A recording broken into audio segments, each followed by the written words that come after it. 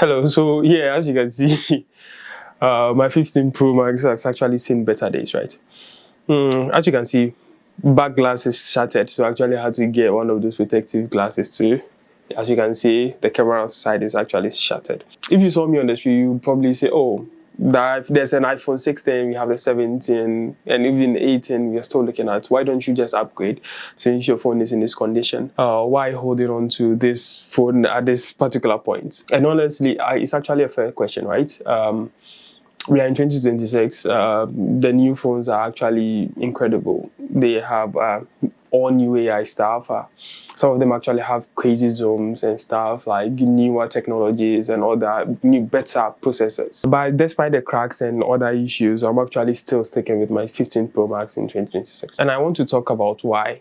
Not because I think the new phones are bad, they actually aren't, but because this 2-year-old phone actually beats or it's basically in line with most of the phones at the moment that has been released in the same segment as them.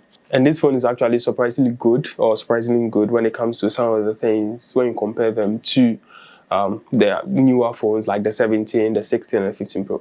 So let me just give you a brief overview of how far I've come. So I used to be a big fan of the 13 Pro Max. That was my do or die, because at that point, when it came to battery life, when it came to incremental, Apple had done like a few more incremental upgrades coming from, you're looking at the 11, 12, 13. We're looking at that range, and I think at that point we had a 14 too. The increments weren't that big, just the dynamic island. That was that. I really loved the 13 Pro Max until I had the issue we all know, the white screen issue, whereby you wake up and then suddenly you just have a white screen on your iPhone. So that was an issue that popped up. And at that point, I actually had to decide whether I actually had to upgrade or then decide what platform I actually had to stick to.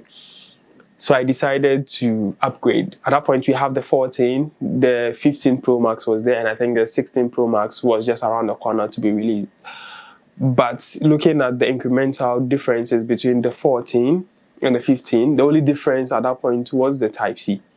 And looking at me and the ecosystem or the tools that I use, majority of them were Type-C, and that was the only reason I actually upgraded to the 15 Pro Max. So since the upgrade, I actually used and I've actually come to love this phone, especially the Type-C, being able to have one cable.